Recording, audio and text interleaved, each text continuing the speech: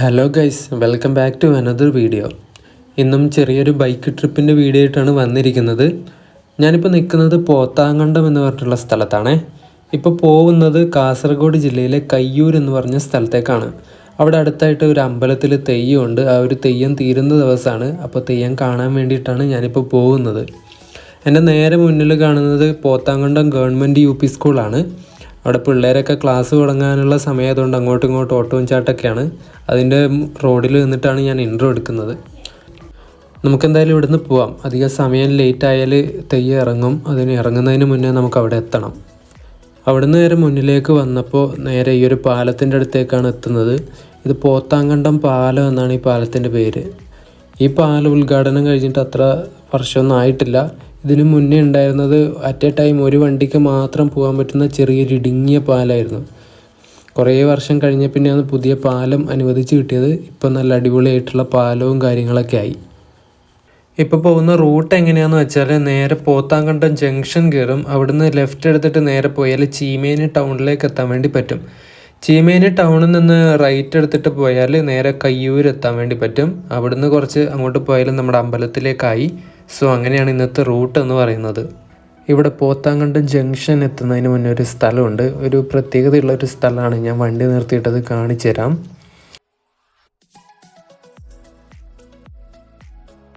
So ആ കാണുന്ന അങ്ങ് ദൂരെയുള്ള പാറ കണ്ടോ? ആ പാറയുടെ അവിടെയായിരുന്നു നമ്മുടെ ടൊവിനോ തോമസ് അഭിനയിച്ച ARMൻ്റെ കുറച്ച് ഷൂട്ടിംഗ് ലൊക്കേഷൻ വന്നിരുന്നത്. അവിടെ സെറ്റൊക്കെ ഇട്ടിട്ട് നല്ല അടിപൊളി ഒരു സ്ഥലമായിരുന്നു. ചിയോതി അമ്പലം അതൊക്കെ ഉണ്ടായിരുന്നില്ലേ, ആ ഒരു സെറ്റൊക്കെ ഇവിടെയാണ് ഉണ്ടായിരുന്നത്. ഇപ്പോൾ ഷൂട്ടിംഗ് ഒക്കെ കഴിഞ്ഞ പിന്നെ ആ സെറ്റും കാര്യങ്ങളൊക്കെ അവർ പൊളിച്ചിട്ട് കൊണ്ടുപോയി. ഇപ്പോൾ അവിടെ പാറയും അവിടെ പുല്ലുകളും മാത്രമേ ഉള്ളൂ. സമയം ഇപ്പോൾ 9 മണി കഴിഞ്ഞതേ ഉള്ളൂ. എന്നാലും വെയിലിന് നല്ല ചൂടാണ്. മഴ പെയ്തിട്ടും വലിയ കാര്യമൊന്നുമില്ല. ഇപ്പോൾ നമ്മൾ പോത്താങ്കണ്ടം ജംഗ്ഷൻ എത്താൻ പോവുകയാണ്. ഇവിടെ ഈ ജംഗ്ഷൻ എത്തിക്കഴിഞ്ഞിട്ട് നമുക്ക് ഇടതുവശത്തേക്കുള്ള റോഡിലൂടെയാണ് പോകേണ്ടത്. ഇതിലൂടെ നേരെ വെച്ച് പിടിച്ചാൽ നമുക്ക് നേരെ ചീമേനി ടൗണിലേക്ക് എത്താൻ വേണ്ടി പറ്റും. ഈ ഒരു റൂട്ടിലൂടെ പോകാൻ വേണ്ടിയിട്ട് നല്ല രസമാണ്. അധികം വണ്ടിത്തിരക്കൊന്നും ഇല്ലാത്തൊരു റൂട്ടാണ്. പിന്നെ മഴക്കാലമൊക്കെ കഴിഞ്ഞതുകൊണ്ട് ഈ രണ്ട് വശത്തും പുല്ലുകളും കാര്യങ്ങളൊക്കെ നല്ല പച്ചപ്പ് നിറഞ്ഞായതുകൊണ്ട് അതിലൂടെ പോകാൻ വേണ്ടിയിട്ടൊരു പ്രത്യേക ഫീലാണ്.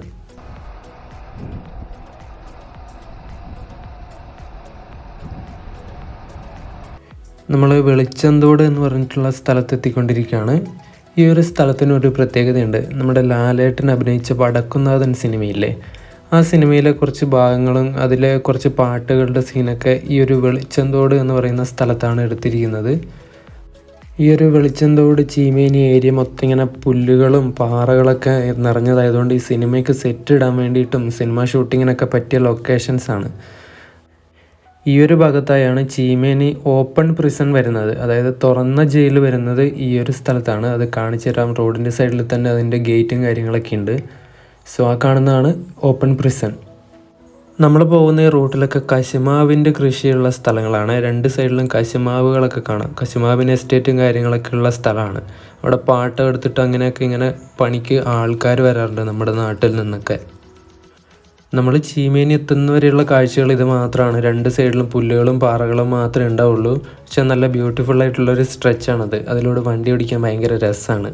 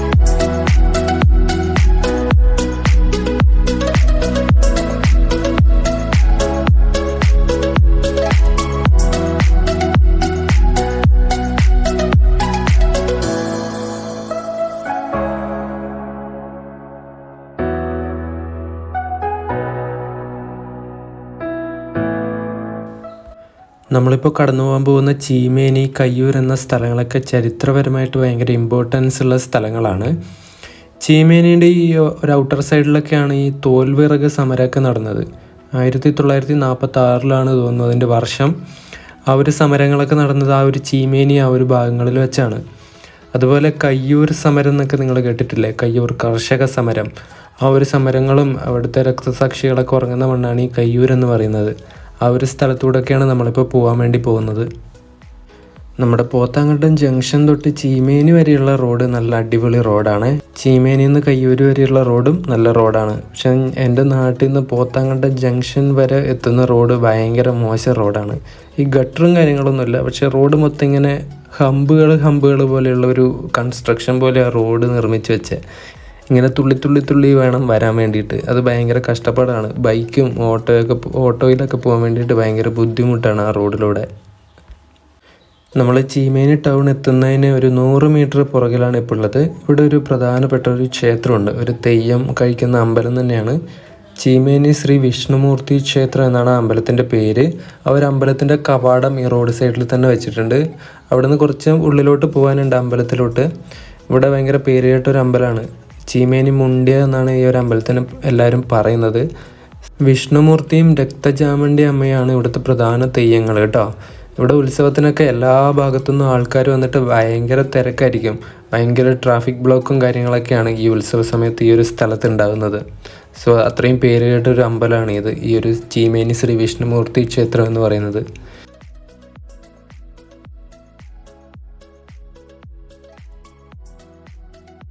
ചീമേനി ടൗണിലെത്തി. ഇവിടെ 4 റോഡ് കൂടി ഒരുമിച്ചാവുന്ന ഒരു ജംഗ്ഷനാണ്. ഇവിടുന്ന് ഇടതുവശത്തേക്കുള്ള റോഡിലൂടെ പോയാൽ കാങ്കോല് വഴി പയ്യന്നൂരിലേക്ക് എത്താൻ വേണ്ടി പറ്റും. വലതുവശത്തേക്കുള്ള റോഡ് പോകുന്നത് പുലിയന്നൂർ ആ ഒരു ഭാഗത്തേക്കുള്ളതാണ്. നമുക്ക് നേരെയാണ് പോകേണ്ടത്. നേരെ പോകുന്ന റോഡ് എന്ന് പറയുന്നത് ചെറുവത്തൂർ എത്തിച്ചേരുന്ന റോഡാണ്. അത്യാവശ്യം വലിയൊരു ടൗൺ ആണ് നമ്മുടെ ചീമേനി ടൗൺ എന്ന് പറയുന്നത്. ഈ ഒരു ചീമേനി ടൗൺ കഴിഞ്ഞ് കുറച്ചൊരു മുന്നോട്ടൊക്കെ പോകുന്ന സമയത്ത് വലതുവശത്തേക്കുള്ള ഒരു റോഡ് കാണും. ആ ഒരു റോഡിലൂടെയാണ് നമുക്ക് കയ്യൂർ ഭാഗത്തേക്ക് പോകേണ്ടത്. നേരെ പോയാൽ ചെറുവത്തൂർ ഭാഗത്തേക്കാണ് എത്തുന്നത്. നമ്മുടെ എടപ്പള്ളി പനവേൽ ഹൈവേ ഇല്ലേ, ആ ഒരു ഹൈവേയിലേക്കാണ് ഇത് നേരെ പോയി ചേരുന്നത്. നമുക്ക് ഇവിടുന്ന് വലതുവശത്തേക്കുള്ള റോഡിലേക്ക് കയറിയിട്ട് കയ്യൂർ ഭാഗത്തേക്ക് പോവാം. ഇവിടുന്ന് ചീമേനിയിൽ നിന്ന് കയ്യൂരിലോട്ടൊരു 5-6 കിലോമീറ്ററിൻ്റെ അടുത്ത് കാണും. പക്ഷെ നമുക്ക് പെട്ടെന്ന് എത്താൻ വേണ്ടി പറ്റും. നല്ല അടിപൊളി റോഡാണ് കയ്യൂർ വരെ ഉള്ളത്.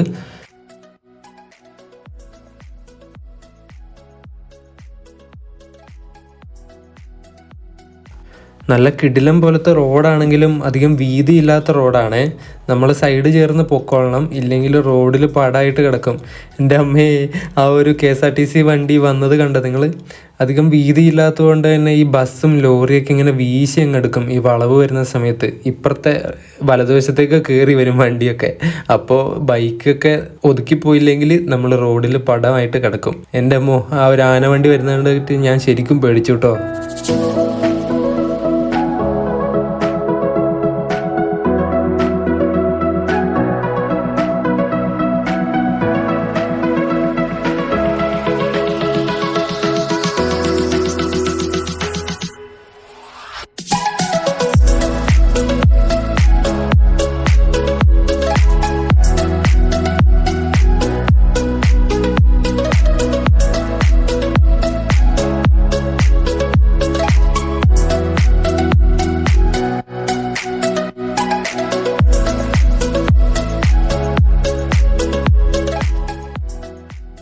അയവ പൊളിച്ച്, എന്ത് ലുക്കാണ് സ്ഥലം നോക്കിയേ.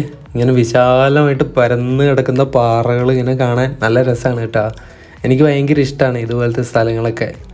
ഈ ഒരു സ്ഥലമൊക്കെ കണ്ടിട്ട് നിങ്ങൾക്ക് ഇഷ്ടപ്പെട്ടിട്ടുണ്ടെങ്കിൽ കമൻറ്റ് ചെയ്യണേ. ഇഷ്ടപ്പെട്ടു എന്ന്. ഇഷ്ടപ്പെട്ടില്ലെങ്കിൽ ഇഷ്ടപ്പെട്ടില്ല പറഞ്ഞു, അത് നിങ്ങളുടെ ഇഷ്ടമല്ലേ.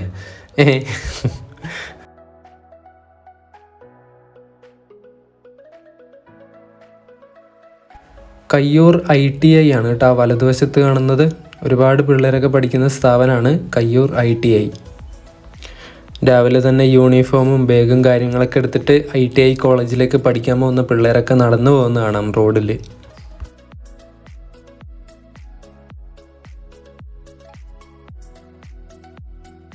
അങ്ങനെ കയ്യൂർ ടൗണിലേക്ക് എത്തിക്കൊണ്ടിരിക്കുകയാണ്.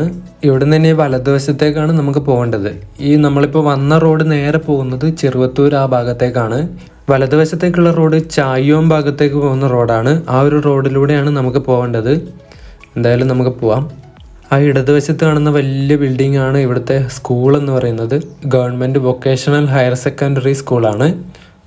ഈ ഒരു കയ്യൂർ ടൗണിൻ്റെ അടുത്ത് തന്നെയാണ് നമ്മുടെ തെയ്യമുള്ള അമ്പലം ഉള്ളത്.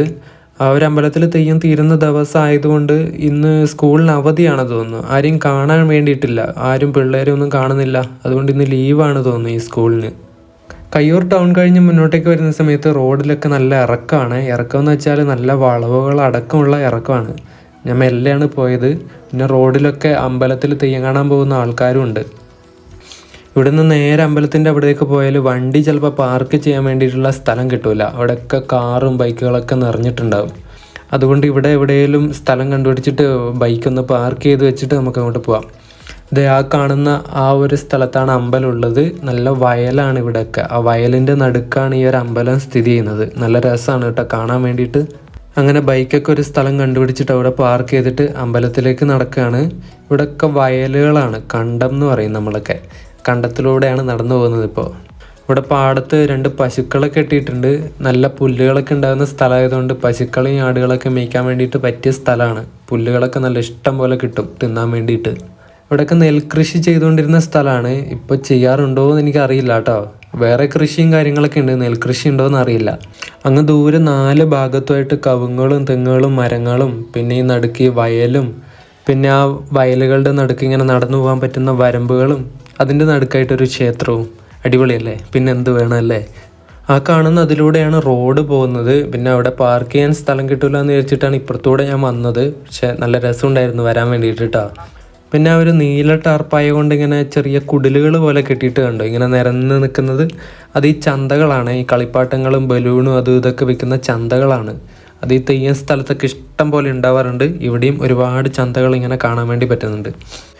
ചെറിയ പിള്ളേരൊക്കെ ആയിട്ട് വരുന്ന കുടുംബങ്ങൾക്ക് ഭയങ്കര ഒരു ശല്യമാണ് ഈ ചന്തകൾ എന്ന് പറയുന്നത്. അവർ ബലൂണ് കാണും അല്ലെങ്കിൽ എന്തെങ്കിലും കളിപ്പാട്ടം കാണും, എന്ന പാട് കരയാൻ വേണ്ടി തുടങ്ങും. എനിക്ക് വേണം എന്ന് പറഞ്ഞിട്ട്.